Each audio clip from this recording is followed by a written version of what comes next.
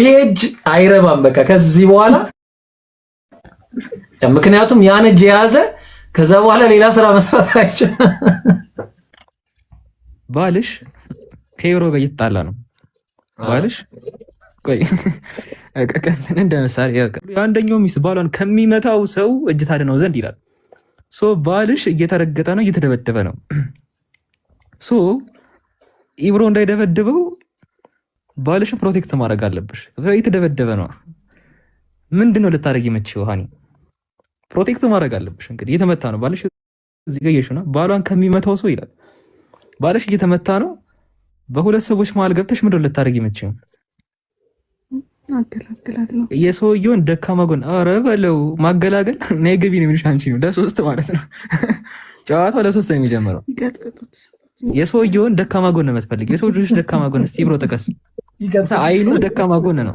አይኑ ጋር አገባለሁ ብትይ እዛ ያከናውንሻል። እስቲ ብሮ ሌላ ነገር ጥቀስ። ደካማ ጎን ላለመንካት ማለት ነው።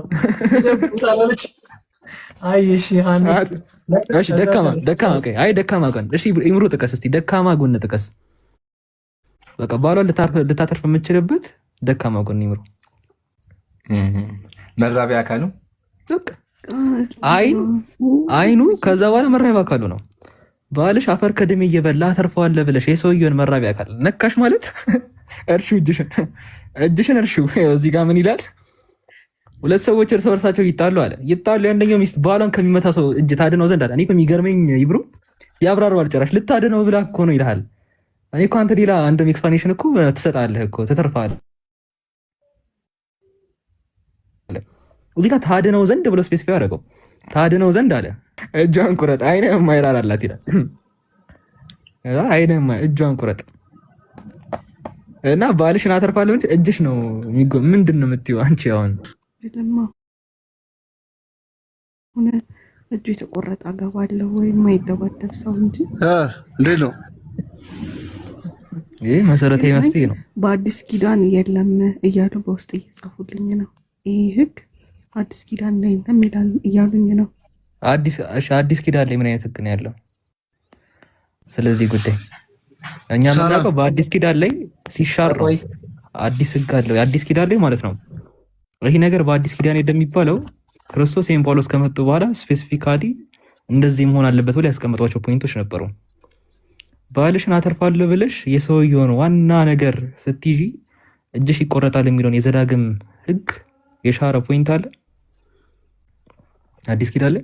ሴት ልጅ የተፈጠረችው አፈጣጠሯ ራሱ እንድትደበደብ የሚለውን ወይስ ደግሞ አእምሯ ችግር እንዳለበት የትኛውን እንመልከት? በመጽሐፍ ቅዱስ ማለት ነው። በተለይ አእምሯ ችግር እንዳለበት አንድ ሴት ብትጠይቅልን እኔ በጣም ደስ ይለኛል። እሺ አልገባችም። በቃ ሴቶች ግቡና መልሱልን። የሴት ቶፒክ ላይማ ግዴታ መግባት አለብኝ። ፌሚኒስት ሆነሽ የምትወጪው ሰላም ብያለሁ። ሰላም እንዴት ናቸው? ትንሽ ድምጽ ይዘባል። አህመድ አንድ ጥያቄ አለኝ። ቆይ ለእሷ መጀመሪያ ወደ ውይይቱ ከመግባቷ በፊት አውቅ ያስቀጥላት። አንተ ለምን አታስቀጥላት? ከቻልክ አንድ ነገር ከመግባት በፊት ቆይ ኦልሬዲ ታፒኩን አድሬስ ማድረግ የሚፈልገውና አይቻልም። ነገር አይቻልም። ሴቶች ገነት የሚባል ነገር አላችሁ? መንግስተ ሰማያት ምናምን? ኦፍኮርስ። ኦኬ እስቲ ማስረጃ እስቲ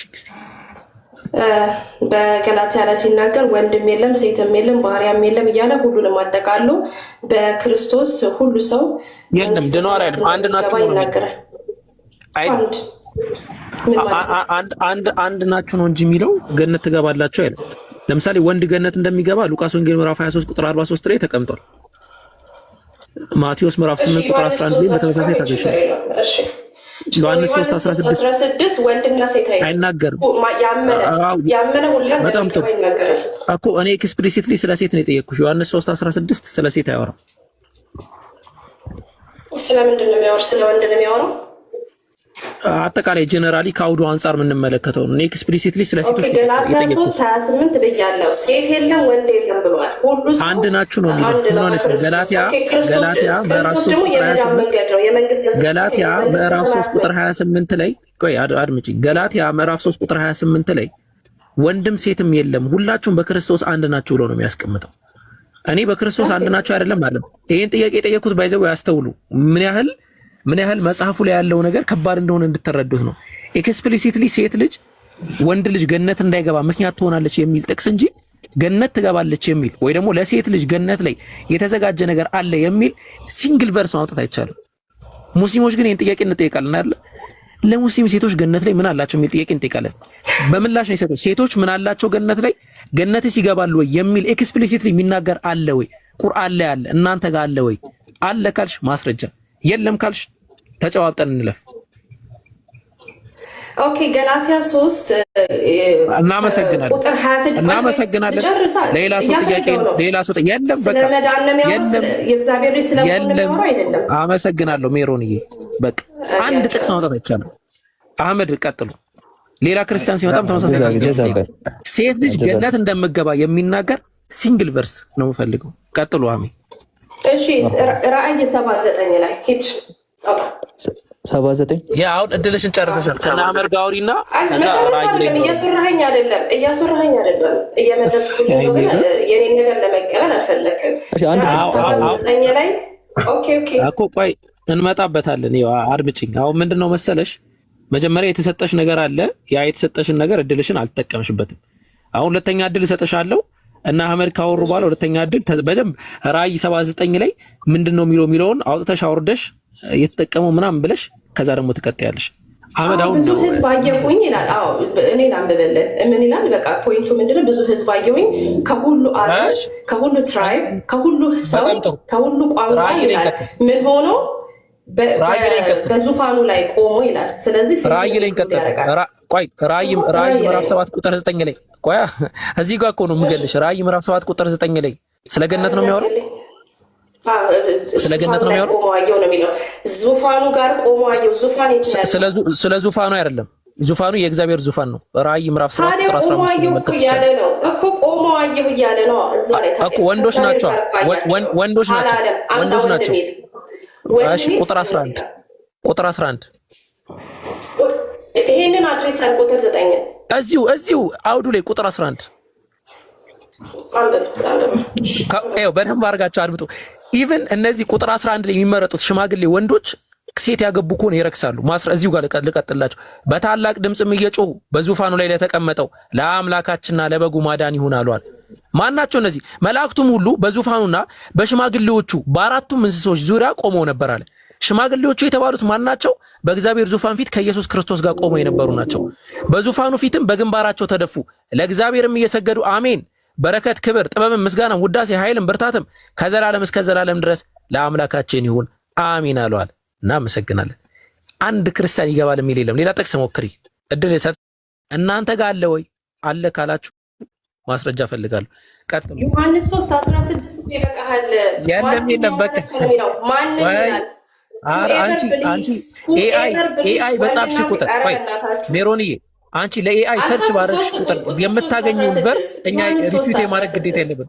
ቅድም መልስ ሰጥቶበታል። ቀጥሉ። ኦኬ በቃ እሱን ካላምን ችግር የለውም። ያመነ ሁላ ስለሚል ወንድንም ሴትንም ኢንክሉድ ያደርጋል። ማስረጃ እሱን ነው ማለት ሜሮን በቃ አንድ ሜሮን አይ ጥያቄው ራሱ እኮ አልገባሽም። አይሽ አይደለ ማስረጃ የምታቀርቢው አልቻልሽ። የአቡበከር ጥያቄ ሴት ገነት ትገባለች የሚል አምጪ ነው ያለች አልቻልሽም። ራይ ላይ ስለ ሽማግሌ እንደማ እዛው ባይዘው አውዱን አየሽው አንቺ አይ ቲንክ ኤአይ ነው ሰርቻችሁ እሺ ክርስቶስ የሞተው ለወንድም ለሴት ነው አይደለም? ገላትያ 3 ላይ እኮ አልጠየቀሽም። አልጠየኩም። እሱም ጋር እንመጣለን ከፈለግሽ እንመጣለን። ለሴት እንዳልሞተ እንመጣለን። ወደ እናንተ እንምጣሻ እንዴ አዲስ መልሼ እልሃለሁ። ለመስ ከተቀበል ችግር የለም። ወደ እናንተ እንምጣ። ሴት ልጅ ምን አይነት ክብር እንዳላት በይ እናትዬ በይ። አሁን ይሄን ጥያቄ ሌላ ጊዜ አሳይመንት ይዘሽ ነይ። አልመለሽም። ሁለተኛ ጥያቄ ቀጥል አህመድ ቀጥል። እናንተ አትጠየቁም። እሺ ችግር የለውም። እሺ አንቺ ትጠይቀለሽ ግን አትመልሽም። በእኔና አንቺ ማለት ያለ ልዩነት ይሄ ነው። መጽሐፍ ቅዱሳችን ለሴቶች ጽድት ያለ ምንም የእናንተ ብቻ መልሳለሁ። ቀጥል። በጣም ጽድት ያለ ነው፣ ግን ይሄ ጨካኝ ነፍሰ ገዳይነት ላይ ነው። በጣም የሚገርምሽ ነገር እሱ ነው። አሁን ዘዳግም 22 ላይ የምናገኘው ታሪክ አለ። ዘዳግም 22 ላይ የምናገኘው ታሪክ ምንድን ነው? ዘዳግም 22 ላይ አይደለ? ዘጸአት። እሺ ባልና ሚስት ማነው ሁለት ወንዶች ይጣላሉ።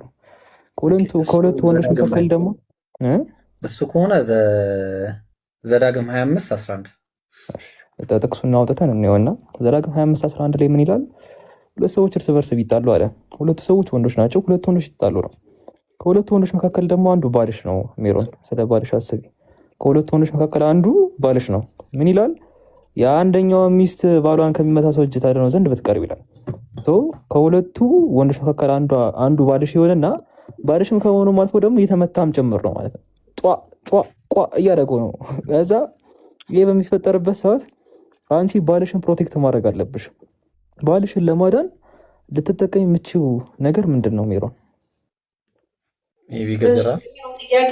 ይሄው ነው ጥያቄ ወይስ እንትን ነች? አሁን እንትን ነስሽ አሁን ለምሳሌ 2 ሲደመር 2 4 ነው የሚለው ነገር ለማንሳት እኛን አፕላይ አደርገም። ይሄ ለኤንሸንት እስራኤል የተሰጠ ቆይ